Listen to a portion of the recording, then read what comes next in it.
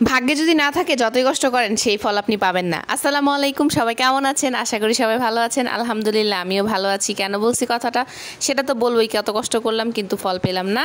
তো যাই হোক, সকালে নাস্তা বানাইতেছিলাম, এখানে রুটি পুড়ে গেছিলো একটু, তারপরে একটু ডিম ভাজতেছিলাম, যে সকালে রুটি আর ডিম ভাজিটাই খাবে।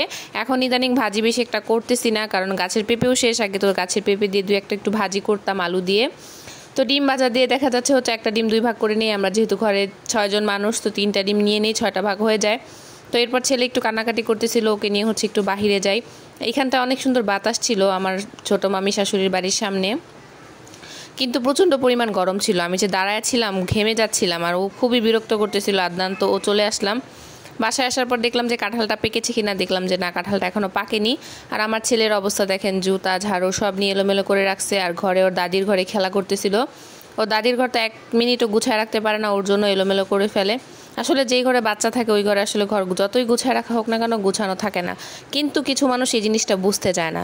তারা যে মনে করে যে না, হয়তো ঘর গুছায় না, ঘর ঝাড়ু দেয় না, ঘরে কেন ময়লা থাকে। আসলে বাচ্চা যেই ঘরে থাকে সেই ঘরটাই জানে যে কীরকম এলোমেলো হয়ে থাকে। বাচ্চার জন্যই যতবারই গুছানো হয়, বাচ্চা কিন্তু এলোমেলো করে ফেলে। এরপরে আমি ঘরটার একটু গুছায় কোনোরকম করে চলে আসি একটু তরকারি কাটতে। এখানে কিছু করলা ছিল যেগুলোর বীজ আমি ফেলে কাটি। এখানে করলা, শাক আর ডাল একসাথে ধুয়ে নিচ্ছিলাম। সব কিছুই ধুয়ে কেটে একদম নিলে রান্না করতে আসলে সুবিধা হয়। শাকটা আসলে ভাজি করব, আর করলাও ভাজি করব, আর ডালটা পাতলা করে রান্না করব। ডালটা ধুয়ে চুলায় বসায় দিছি। তো এই তো ডালটা আমার বলক চলে আসছে। এখন ডালে হলুদ মরিচ লবণ দিয়ে দিব, আর কি মরিচ না, আসলে হলুদ আর লবণটা দিয়ে দিব। ডালটা সেদ্ধ হোক, এই ফাঁকে আমি একটা কাজ করে নিব। যে কাজটা এত কষ্ট করে করলাম, কিন্তু মানে ফল তো পেলামই না, উল্টোটা হলো। এই যে আমগুলা দেখতেছেন, এত সুন্দর করে ছুলে নিচ্ছি। ছুলে নিয়ে ভাবতেছিলাম যে একটু আমসত্ত্ব দিব। সেই আমসত্ত্বর সাথে একটা দুর্ঘটনা ঘটে গেছে। কি ঘটছে সেটা বলবো। তো আমগুলো আসলে গাছ থেকে পড়ে গেছিলো সব। আসলে এত আম পড়ে যাচ্ছে গাছ থেকে যে কি করব বুঝতে পারতেছিলাম না। তাই ভাবলাম যে রান্না শেষে একটা আমসত্ত্ব করব।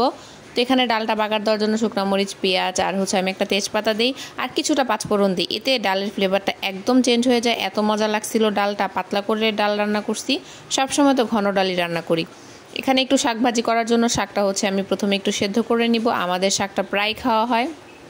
শাক খাওয়া কিন্তু অনেক ভালো। প্রত্যেক দিন যদি আপনি শাক খেতে পারেন, আপনার শরীরের জন্য অনেক উপকার। যেহেতু আমরা গ্রাম সাইডে থাকি, এই সাইডে টুকটাক একটু শাক পাওয়া যায় ক্ষেতের আশেপাশে, তাই মাঝে মাঝে শাক আমাদের খাওয়া হয়। আবার অনেক সময় কিনেও খাওয়া হয়, সব সময় পাওয়াও যায় না। এখন বর্ষার দিন, এখন পাওয়া যায়। বৃষ্টিতে শাক খুব সুন্দর করে উঠে। এখানে মাছ ভেজে নিচ্ছিলাম। রাতের জন্য একটা তরকারি রান্না করব, আর দুপুরে শাক ভাজি এসব দিয়ে আসলে খাওয়া হয়ে যায়।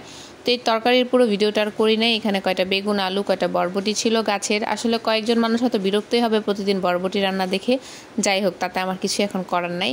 তো আমগুলোকে কুচি কুচি করে একদম কেটে নিয়েছি পাতলা পাতলা করে। আর ফ্রিজে কিছু ছিল ফ্রোজেন করা আগে, তো ওইটা একসাথে দিয়ে হালকা করে একটু নরম করে লবণ দিয়ে নরম করে নিছি। তারপর এর মধ্যে দিয়ে দিলাম কিছুটা চিনি দিয়ে ভালো করে জাল দিচ্ছি। এর জন্য চিনি থেকে রস বের হবে। কিছু আমি এখানে বিট লবণ দিয়ে দিয়েছি, আর এখানে শুকনো মরিচের কিছু গুঁড়া দিয়ে দিচ্ছি। এখন এটাকে ভালো করে হওয়াবো, একদম সিদ্ধ হয়ে জানে আমটা গলে যায়। তারপরে আমি একটা ডাল ঘুটনি দিয়ে ভালো করে ঘুটাইতেছিলাম, যাতে ভালো করে ঘুটে যায়। এরপরে আমি আরও ডাল ঘুটনি দিয়ে ঘুটি, কিন্তু এটার ভিডিও আপনাদের সাথে দেখাই নাই। এখন এটা ছাদে রোদে দিব, কিন্তু রোদ ছিল না, হালকা গরম ছিল প্রচণ্ড, কিন্তু রোদ ছিল না, বাতাস ছিল। তো যাই হোক, এর সাথে একটা কী ঘটে সেটা তো দেখাবো একটু পরে। কিন্তু এই তো সুন্দর করে এটার মধ্যে পুরোটার মধ্যে আমি দিয়ে দিছি। এখন এটা ছাদে নিয়ে যাব। এখন 2টা বাজে, আমি এখন পর্যন্ত রান্নাবান্না শেষ করতে পারিনি। গরমের মধ্যে প্রচণ্ড খারাপ লাগতেছিল। কি করব ভাবতেছিলাম যে এটা দিয়েই নেই। এটা নিচেই ছিল। আদনানের আব্বু বলল নিচে দিবা, যদি কবুতর বা পাখি কোনো কিছু আক্রমণ করে। তো এইখানে দেওয়াতে আসলে কাল হয়ে গেছে। কখন যে টুস করে পরে উল্টে চলে গেছে আমি জানি না। আমার শ্বশুর এসে দেখালো। যাই হোক, ভিডিওটা ভালো লাগলে লাইক করে দিবেন।